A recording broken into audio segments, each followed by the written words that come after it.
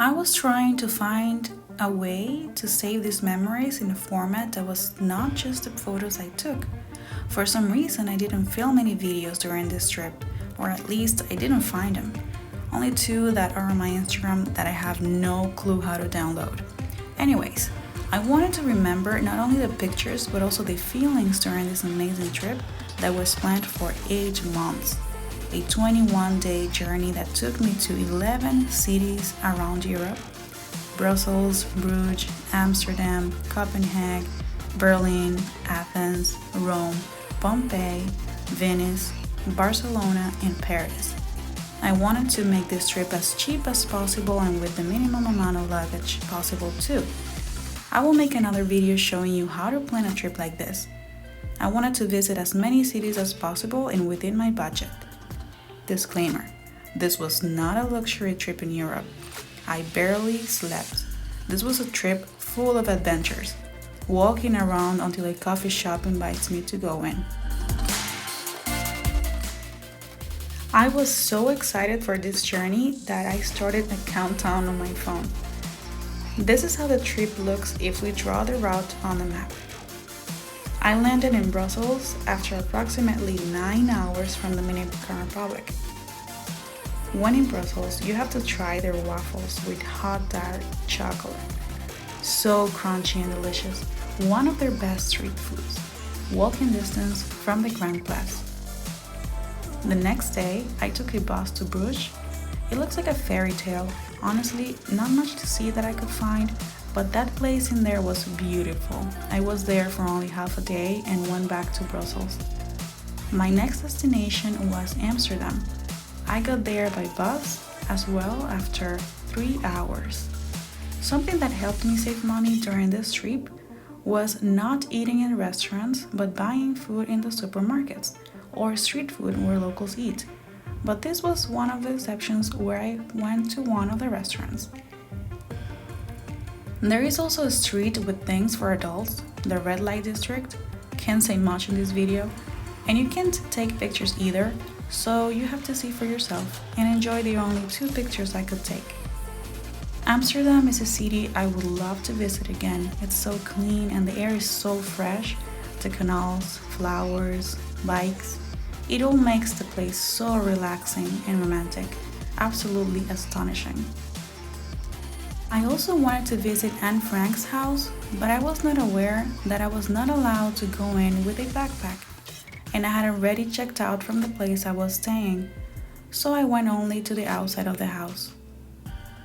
My next stop was Copenhagen. I love that the main transportation were bikes. Look at all those bikes. That was a public parking area. For some reason, it was super difficult for me to find ice water. So when I spotted a TGI Fridays, I did not hesitate to go in and get myself a lemonade, which they refilled with water for free. Another fantastic city. Clean air, the canals, the bikes, the Little Mermaid statue. Berlin was the next destination. I took a bus overnight. This saved me money and time as well. 7 hours total travel time. I saw some remains of the Berlin Wall, full of chewing gum and paint. I was a little shocked, but they explained to me that the wall was not something they were proud of, and that's the reason for the gum and the graffiti on it. The monument to the fallen Jews of Europe. Amazing structure. From the outside, everything looks like a flat surface with big blocks, but it's actually deep. The more you walk into the center of the monument, the deeper it is, so much that it covers yourself twice. You can get lost in that maze. I could not leave Berlin without trying a German sausage or burger. Burgermeister was the spot that got my attention, and oh my god, amazing street food. The next day, I took a plane to my next stop, Athens. Ancient ruins everywhere with amazing history, and I also had the opportunity to do some hiking to Philopapil Hill. I'm not sure if I pronounced that well. Amazing view. Delicious street food as well, and cheaper than all the other cities mentioned before. And let's not forget the Acropolis Museum. Everything was walking distance. Next plane to the next stop, Rome. Of course, gelato is a must, creamiest and most refreshing ice cream ever. Something else I did to save money and time was to visit the main spots like the Colosseum, the Arc of Constantino, and others, only from the outside. I did not go inside. I preferred to use that money to do some tours like this one-day tour to Pompeii and the Vesuvio volcano with a quick pizza stop on the way included. Pompeii is an ancient city that was buried in ashes from the volcano. Side story, but it helps us remember the power of nature and how vulnerable we are. There are some houses that are still in good conditions considering what happened. You will have to Google what a lupanare is in Pompeii. I'm trying to keep this video suitable for all audiences. I also visited the Vatican City. Totally forgot about that one. It was a quick night stop before heading to Venice the next day. Saving money tip number... I forgot the count, but here it goes.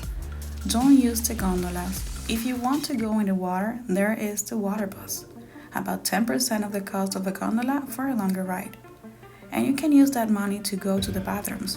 Public bathrooms are not free and are not cheap either.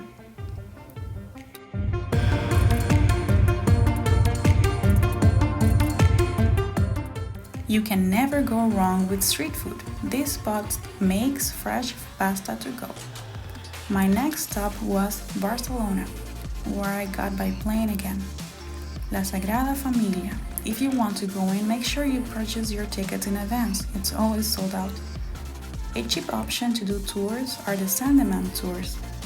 They are not available in all cities, but if you are going to Barcelona or Paris, they do offer these tours, which are free.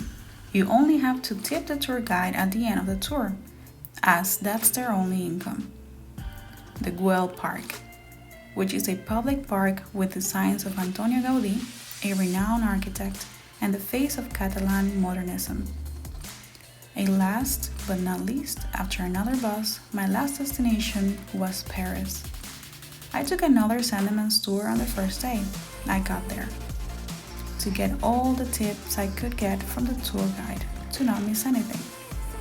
We went to the Saint-Michel Fountain, the Quartier Latin or Latin District, the Notre Dame Cathedral, the Louvre Museum, the Champs-Élysées. After the 2-hour walking tour, I went to a supermarket to get a baguette and some cheese and juice to have a picnic by the Eiffel Tower. Again, I did not go to the top of the tower. I preferred to stay at the park with my picnic. The view was amazing. I also went to the Arc de Triomphe and took pictures from outside. The tour guide suggested a boat ride at the Sena River at night, which I prefer to pay instead of going to the top of the tower. Every o'clock, the tower lights up like white and yellow Christmas tree with twinkling lights, so beautiful. I wish I had a good video to share. French crepes at the Latin District, another must, freshly made in front of you. Moulin Rouge. I also went inside the Louvre Museum. I had to take a picture with the Mona Lisa. After passing this crowd, I was able to take this one weird picture. It was way smaller than what I thought. Sweets, sweets, sweets. Eclairs. Creamy pieces of heaven. Expensive but worth it. Then, after the 4th day in Paris, I took my last bus to Brussels to pack and take my plane back to the R for 9 hours. And this is how my feet ended. I had with me only one pair of comfortable shoes, so I got a 10. And one pair of jeans, also broken, which I had to substitute by a pair of leggings before getting on the plane. Both are evidence of an amazing and unforgettable trip, which main goal was to increase my snow globe collection. Have you ever been on a long trip like this? Share your story on the comments, and don't forget to like and subscribe. See you next time!